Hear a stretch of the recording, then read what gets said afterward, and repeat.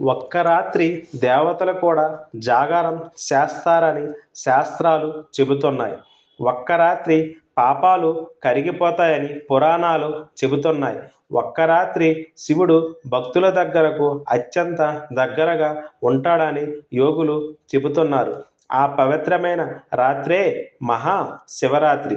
ప్రతి సంవత్సరం పాల్గొన మాసంలో కృష్ణపక్ష చతుర్దశి రోజు మహాశివరాత్రి జరుపుకుంటారు. ఇది శివునికి అత్యంత ప్రియమైన రోజు అని శాస్త్రాలు చెబుతున్నాయి. కానీ చాలామందికి ఒక సందేహం ఉంటుంది. ఎందుకు ఈ ఒక్క రాత్రిని అంత గొప్పగా భావిస్తారు? ఎందుకు ఉపవాసం, జాగారం చేస్తారు? ఈ రోజు వెనక ఉన్న పురాణాలు, ఆధ్యాత్మిక శాస్త్రం, నిజమైన అర్థం తెలుసుకుంటే మహాశివరాత్రిని మీరు కొత్తగా అనుభవిస్తారు. పురాణాల ప్రకారం మహాశివరాత్రి జరుపుకోవడానికి ముఖ్యంగా 4 కారణాలు ఉన్నాయి. శివపార్వతి వివాహం. హిమవంతుడు కుమార్తె పార్వతీదేవి శివుడిని పొందడానికి ఎన్నో సంవత్సరాల ఘోర తపస్సు చేసింది. ఆమె భక్తి చూసి శివుడు సంతోషించి ఈ రోజునే పార్వతీదేవిని వివాహం చేసుకున్నారని పురాణాలు చెబుతున్నాయి. అందుకే ఈరోజు దాంపత్య సుఖం కోసం ఎంతో పవిత్రంగా భావిస్తారు. లింగో ధ్రువం అనంత జ్యోతిర్లింగం. ఒక్కసారి బ్రహ్మ విష్ణువుల మధ్య ఎవరు గొప్ప అన్న వాదన వచ్చింది. ఆ సమయంలో అనంతమైన జ్యోతిర్లింగంగా శివుడు ప్రత్యక్షమయ్యాడు. ఆ జ్యోతి మొదలు చివర ఎక్కడో ఎవరికి కనిపించలేదు.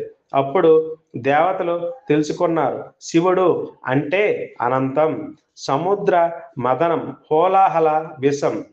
సముద్ర మదనం సమయంలో ఓలాహల అనే భయంకరమైన విషం బయటపడింది.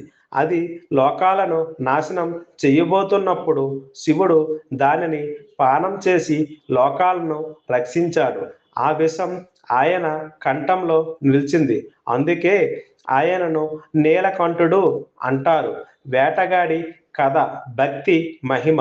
ఒక వేటగాడు తెలియకుండానే రాత్రంతా బిల్వపత్రాలు శివలింగంపై పడేలా చేశాడు. అతను జాగారం చేశాడు.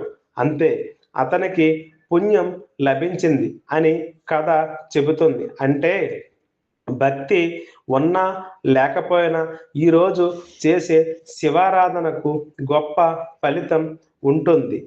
మహాశివరాత్రి కేవలం పండుగ కాదు, ఇది ఒక ఆధ్యాత్మిక ప్రక్రియ. మనస్సు నియంత్రణ, ఆత్మ పరిశీలన, అహంకార నాశనం. శివుడు అంటే సి అంటే శుభం, వా అంటే వరం. అంటే శివుడు అంటే శుభాన్ని ఇచ్చేవాడు. ఈరోజు భక్తులు ఇలా పూజ చేస్తారు. అభిషేకం, నీరు, పాలు, తేనె, దాది, బెల్లం నీరు. ప్రతి పదార్థానికి ఒక అర్థం ఉంది. పాలు పవిత్రత, తేనె మాధుర్యం, నీరు జీవం, బిల్వ దళం సమర్పణ. బిల్వ పత్రం 3 ఆకులు. బ్రహ్మ, విష్ణు, మహేశ్వరుడు.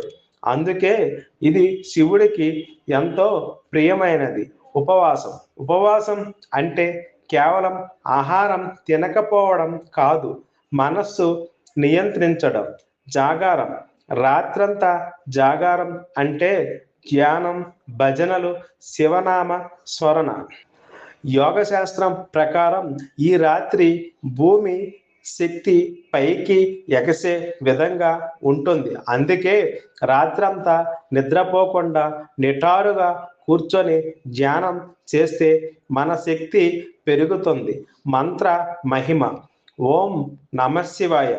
ఓం అంటే స్వస్తి, నమ అంటే నమస్కారం, శివాయ అంటే శివునికి. ఈ మంత్రం పంచాక్షరి మంత్రం. మనస్సును శాంతి పరుస్తుంది.